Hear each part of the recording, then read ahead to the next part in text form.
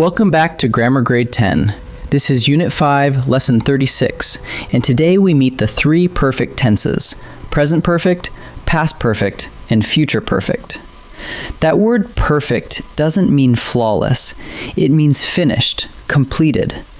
Each of these tenses tells your reader that an action was already done before some other point in time. Once you see that one idea, all three fall into place.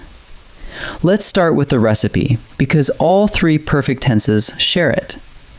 Every perfect tense is built the same way, a form of the verb have plus the past participle.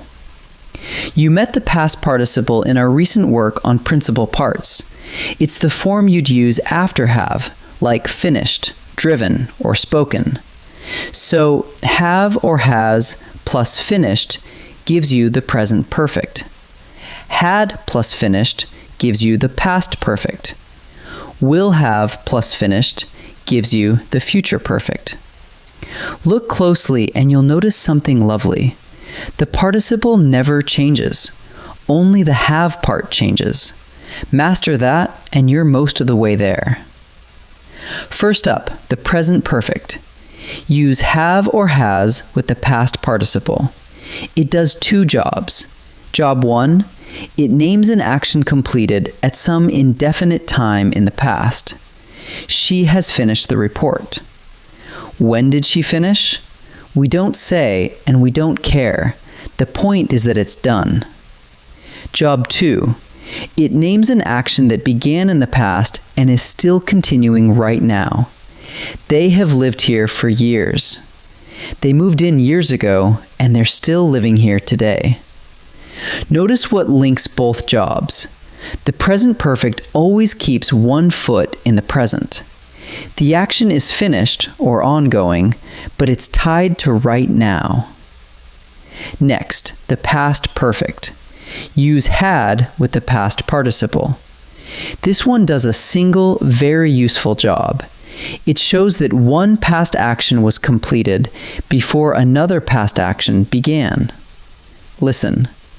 The train had left before we arrived. Both events are in the past, but they didn't happen at the same moment. The leaving came first, the arriving came second. The word had is what pushes that first action further back. So here's the phrase to hold on to. The past perfect is the past before the past. Whenever you have two finished events and you want to make clear which one happened earlier, reach for had. Now the future perfect. Use will have with the past participle. This tense looks ahead and says, by the time we reach a certain moment in the future, this action will already be complete. By June, we will have saved enough. June hasn't come yet, but when it does, the saving will be behind us. Here's another. By Friday, the crew will have painted the hall. The painting isn't done today, but it will be done before Friday shows up. And notice the little clue word that keeps appearing. By. By June, by Friday, by the time the bell rings. When you see a future deadline like that, the future perfect is usually waiting for you. Let's lay all of this out on a single line of time, because the ordering is the whole idea. Farthest back sits the past perfect, had left, an action finished before another past moment. Then comes the plain past. Then the present, and near it the present perfect, has finished, an action completed before now. Then the plain future. And out at the far end, the future perfect, will have saved, an action completed before a future moment. Do you hear the pattern? Every perfect tense means exactly one thing: completed before some point in time.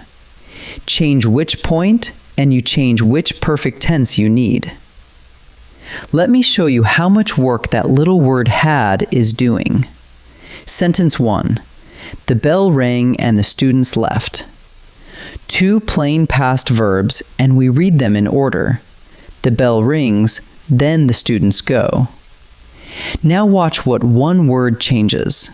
Sentence 2. The students had left before the bell rang. Same two events, but now the leaving happened first, even though the bell is mentioned second. The past perfect pushes that action further back in time.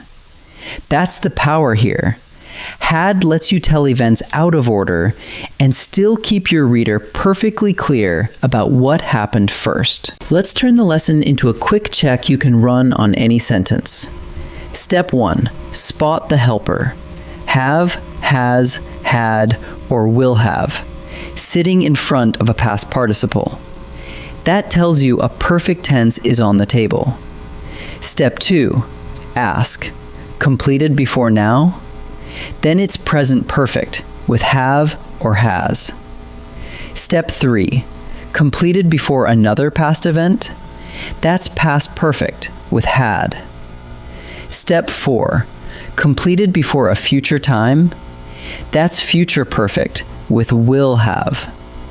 Really, it comes down to one question. Before what?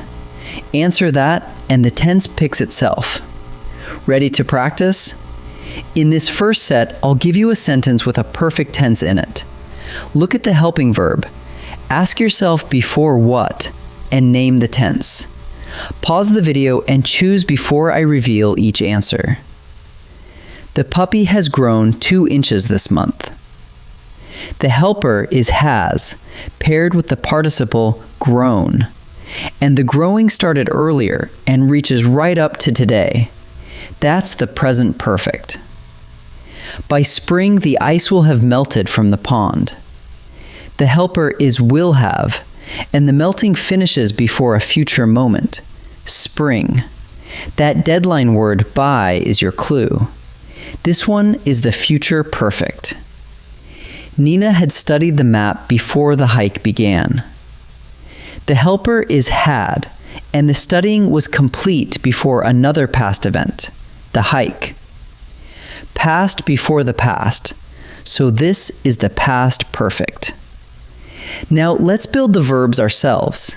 Each sentence has a gap, and you'll pick the perfect form that fits the timing. Read the clue words carefully, then pause and choose before I answer. By midnight, the bakers blank 400 loaves. That phrase, by midnight, points forward to a deadline that hasn't arrived yet, so the baking is completed before a future moment. The answer is will have baked. The rain blank before the parade started. Started is a plain past verb, and the stopping happened even earlier than that, so we need the past before the past. The answer is had stopped. Our family blank in this town since I was born. The living began long ago, and it is still going on today. That's an action that reaches into the present. The answer is have lived, the present perfect. Let's gather it all up. The present perfect uses have or has with the past participle. It names an action done at some indefinite time in the past, or one that began in the past and is still going on now. The past perfect uses had with the past participle. It is the past before the past, an action finished before another past event. And the future perfect uses will have with the past participle, an action that will be finished before a future moment arrives. 3 tenses, 1 idea, completed before some point in time. In our next lesson, we'll keep working with tense, learning how to choose between forms that look close but tell very different stories. I'll see you there.